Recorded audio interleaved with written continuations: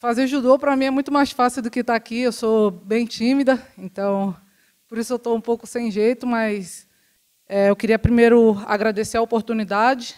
Eu morei durante um período da minha vida dentro da Cidade de Deus, uma comunidade bem conhecida no Rio de Janeiro. Então, quando eu tinha 5 anos e a minha irmã tinha 8, meu pai queria procurar alguma coisa para a gente fazer. E eu lembro que dentro da comunidade só tinha uma associação dos moradores bem pequena. E eu lembro que, na época, tinha dança, que eu nunca levei muito jeito, pela maneira como eu sou muito tímida, então eu nunca levei muito jeito com a dança. Tinha judô, que eu nunca tinha escutado na vida, e futebol. Quando meu pai deu as opções, a minha irmã foi para a dança, e eu acabei indo, por acaso, assim, ver o que era o judô. E, quando eu cheguei lá, eu vi que não tinha essa divisão entre homens e mulheres, entre pessoas que têm mais dinheiro, outras que não têm, que têm pouco. Então, eu consegui me identificar ali dentro do judô. Então, eu comecei na minha aula, eu não tinha kimono, então eu treinava com a minha roupa. Eu não podia fazer todos os dias da semana, porque eu não tinha tantas roupas assim, minha família não tinha dinheiro para comprar. Então, se eu treinasse com a minha roupa, eu não ia ter roupa para andar no dia a dia. E eu comecei a fazer judô porque era um meio de brincar com as crianças que tinha na comunidade, porque, às vezes, a gente estava brincando na rua, começava o tiroteio, a gente tinha que correr para dentro de casa.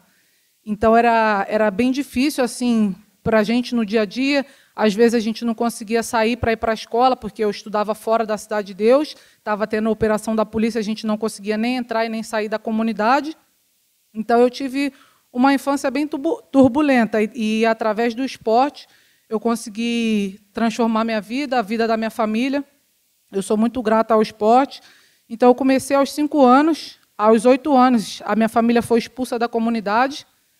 Chegou o pessoal que mandava na comunidade e falou que a minha família tinha 24 horas para se mudar, que a gente não podia morar mais lá. E o meu pai ficou desesperado, porque ele era entregador numa pizzaria, e minha mãe era caixa de supermercado, então a gente não tinha dinheiro de uma hora para outra. Às vezes, a gente não tinha nem para comprar um chinelo.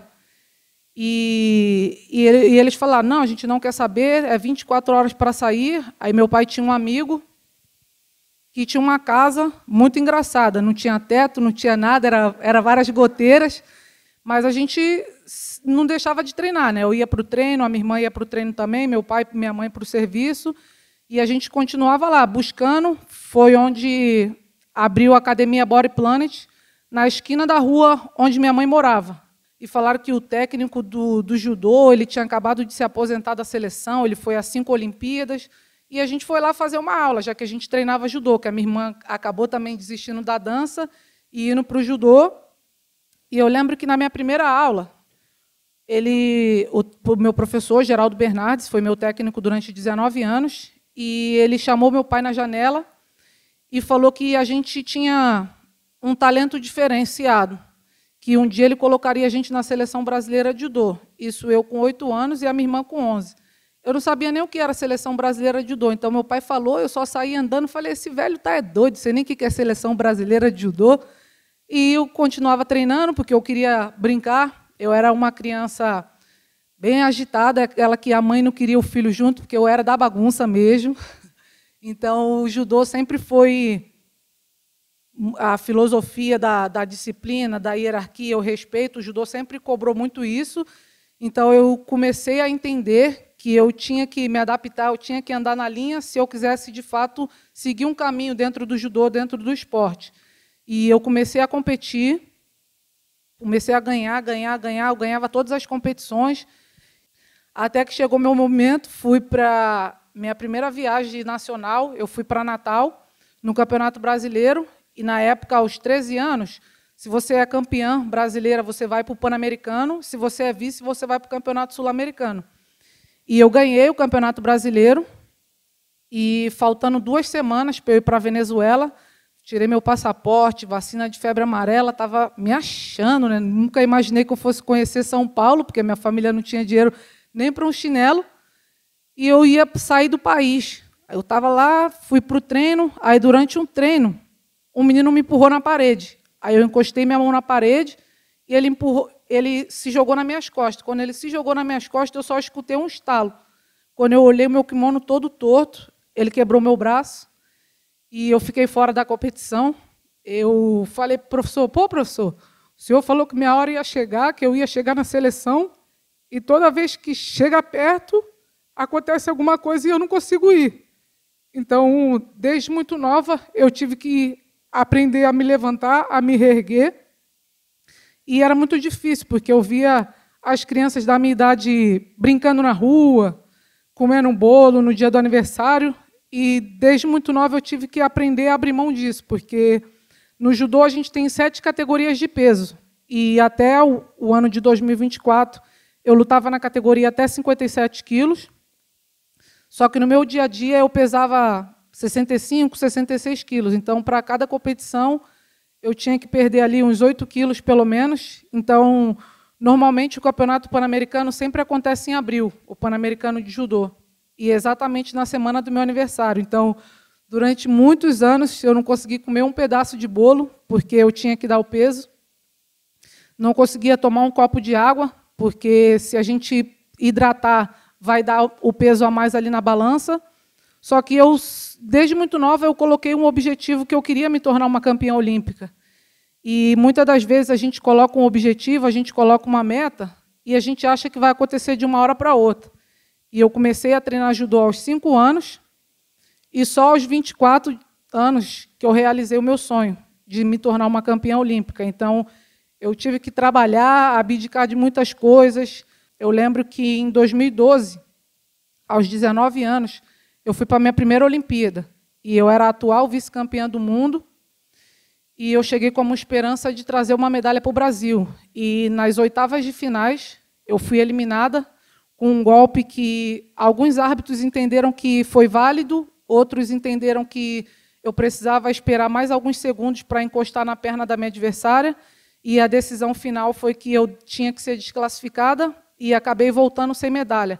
E, quando eu voltei para a vila, eu peguei o meu celular, e eu queria falar com a minha família, com o meu treinador, e eu estava recebendo um monte de notificação, de mensagem, eu não estava entendendo. Eu falei, pô, eu nem tenho tantos amigos assim, como que eu estou recebendo tanta notificação?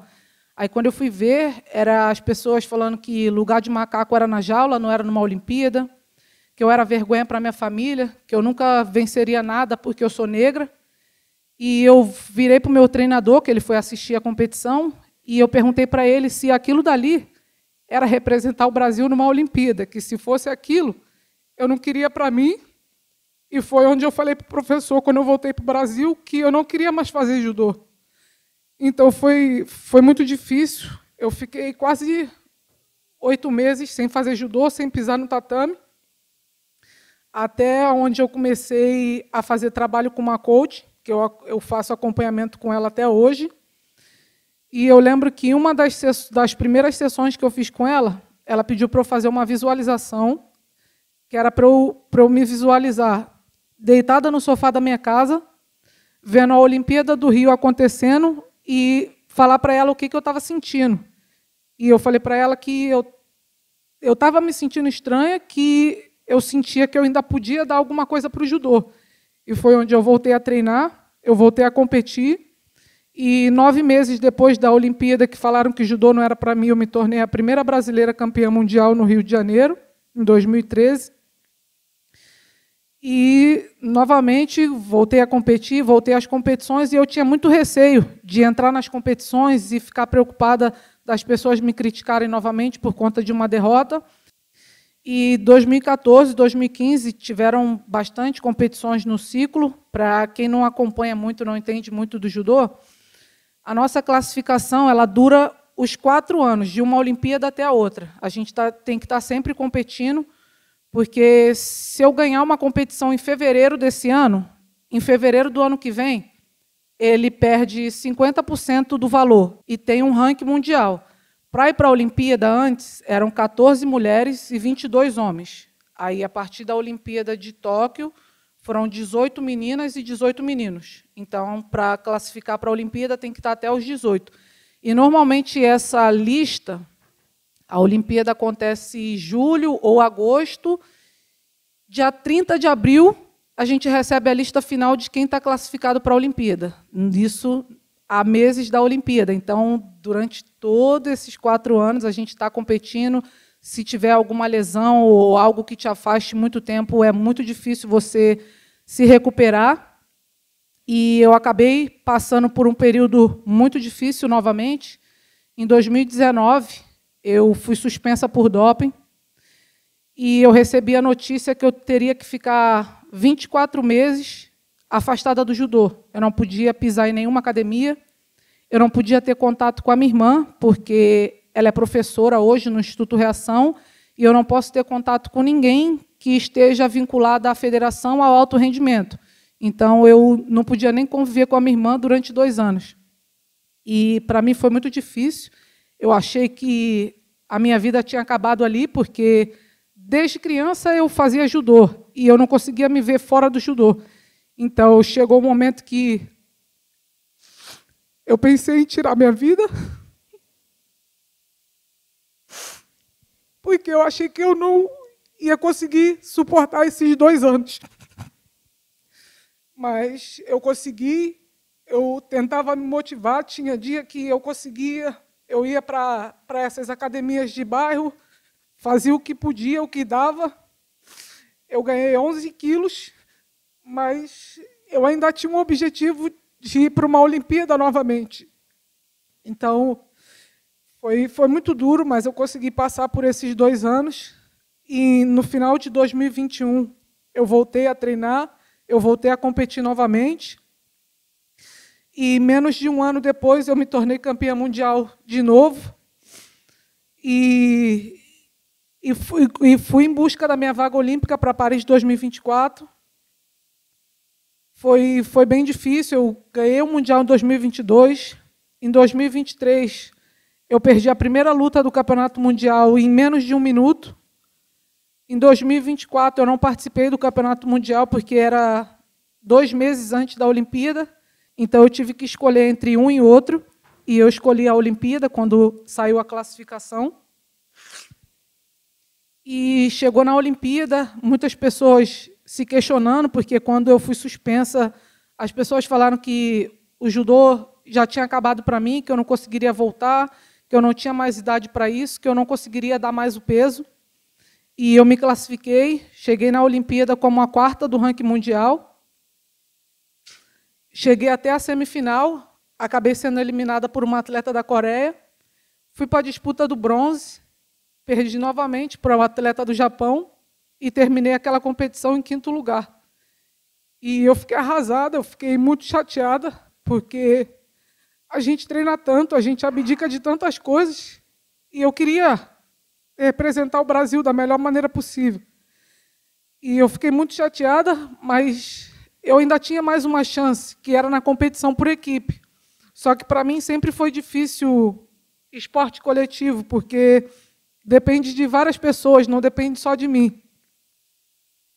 Começou a competição, eu lembro que nas quartas de finais a gente perdeu para a Alemanha, e a gente voltou na repescagem, ganhamos a competição na repescagem, e no período da tarde a gente ia para a disputa do bronze contra a Itália, e o Brasil abriu 3-1 na disputa por equipe, são 6 atletas que lutam, e daqui a pouco a Itália fez 3-2, 3-3 e empatou. Quando empata na competição por equipe, eles têm uma roleta com todos os pesos da equipe, e eles vão decidir ali na roleta qual é o peso da equipe que vai entrar para disputar. Eu lembro que teve alguns atletas que só falavam assim: tomara que não seja eu, tomara que não seja eu, tomara que não seja eu, porque, como eu falei, quando a gente entra no tatame para representar a gente, é mais fácil. Agora, quando você entra com a responsabilidade de mudar a vida de tantas pessoas, é mais complicado. E eu não sei porquê, não sei se por conta da minha preparação, da minha disciplina, do meu foco, eu estava preparada para o que der e vier. Nem todo mundo tem uma segunda chance de ir para uma nova Olimpíada, de ir para uma Olimpíada. São milhares e milhares de atletas tentando realizar esse sonho. Tem gente que aposenta para o esporte e não consegue esse feito. A competição por equipe é uma competição nova, que ela começou na Olimpíada de 2021. Então, hoje a gente tem, mesmo perdendo no individual, a gente tem uma segunda chance na competição por equipe.